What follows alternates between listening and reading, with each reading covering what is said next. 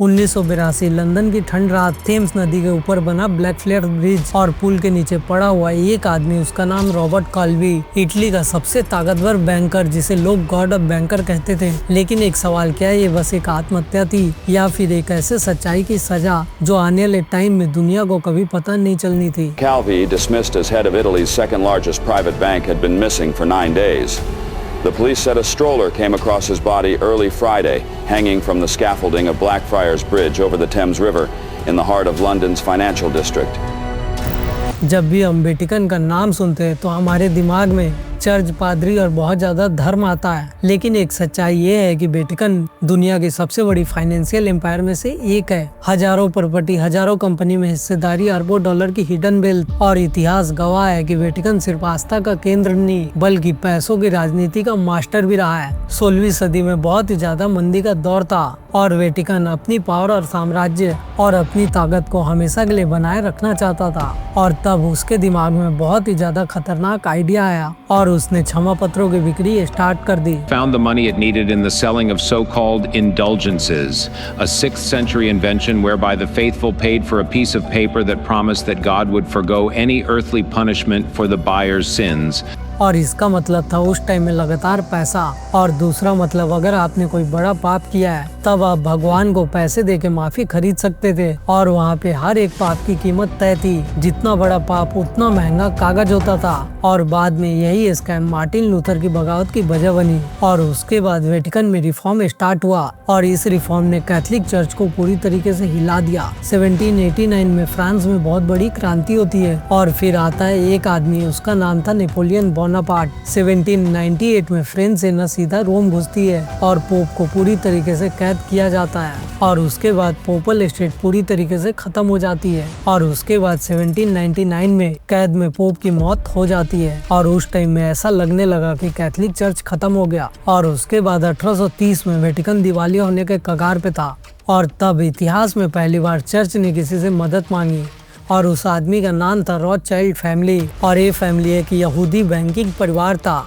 और चर्च सदियों से इस परिवार की विरोध में था। और उस टाइम में रॉथचाइल्ड ने 40 मिलियन यूरो का लोन दिया और चर्च के लिए उस टाइम धर्म बचाना बहुत जरूरी था क्योंकि ये उनके सर्वाइवल पे एक सवाल था। और यहीं से वेटिकन में एक नए युग की शुरुआत हुई कैपिटलिज्म के साथ। और उसके बाद वर्ल्ड वॉर 1, वर्ल्ड वॉर 2 होने लगा और युद्ध के दौरान चर्च को बहुत ही कम डोनेशन मिलने लगा। लेकिन उस टाइम में जर्मनी पूरी तरीके से समझ गया था कि वेटिकन को उसको अपने पाले में रखने की जरूरत है और यही एक रीजन था कि स्विस बैंक के जरिए पैसे छुपा के भेजा गया और भेजने वाले का नाम पीटर पेंस रखा गया। और तब से वेटिकन काले धन को लेने और देने में काम करने लगा। अब कहानी में एंट्री होती है बर्नार्डिनो नोगारा की, एक इंजीनियर जो बाद में वेटिकन का सबसे खतरनाक फाइनेंशियल दिमाग बना। जब 1929 में अमेरिका में ग्रेट डिप्रेशन आया तो उस टाइम में वेटिकन की 30% वेल्थ उड़ जाती है। Premier Mussolini delivered in the Senate a frank and caustic speech on Italy's financial and economic situation in which he blamed this country's ills on the Depression in America. Initially, after the crash of 1929, there was a V-shaped recovery, and people thought it was just a temporary stock market glitch, but the real economic depression didn't really hit until लेकिन उस time में नोगारा बहुत ही ज्यादा दिमाग लगाता है और सोना खरीदता है और सस्ते रियल एस्टेट में बहुत ही ज्यादा निवेश करता है और ये सारी चीजें सेल कंपनियों के जरिए बहुत सालों तक छुपाई गई। और उसके बाद 1936 में वेटिकन फिर से अमीर बना और इसके बाद 1942 में वेटिकन बैंक यानी कि IOR की स्थापना हुई और इसमें कोई भी ट्रांसपेरेंसी नहीं था। उस टाइम इसकी ऑडिट नहीं होती थी और हर एक फाइल को 10 साल में नष्ट कर दिया जाता था। वर्ल्ड वॉर 2 के अंत में नाजी ऑफिशियल ने अपना पूरा लूटा हुआ सोना वेटिकन बैंक में रखा। on September 1st, 1930, Army introduced was the onset of mechanized warfare.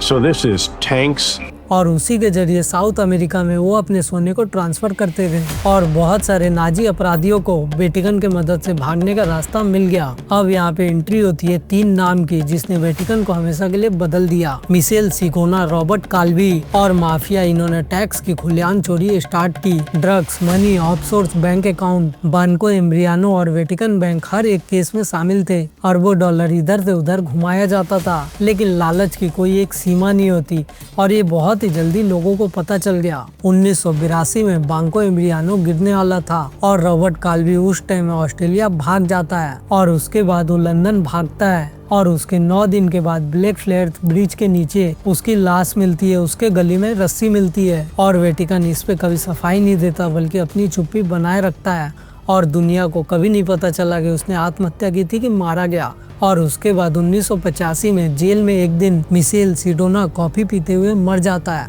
और उसको साइनाइड पॉइजन से चुपचाप मार दिया गया। जिसको भी कुछ पता था इस बारे में उसे चुपचाप चुप करा दिया गया।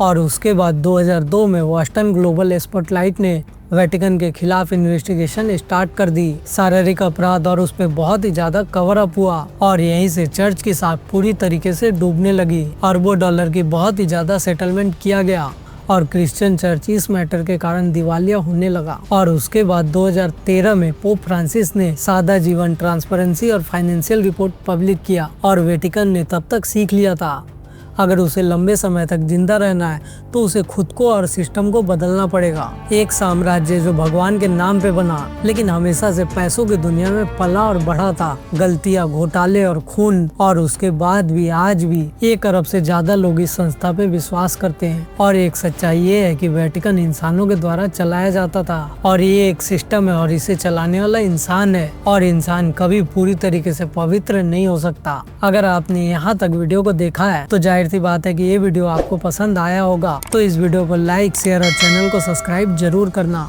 मिलते हैं आपसे आने वाले अगले वीडियो में, तब तक के लिए बाय और जय हिंद।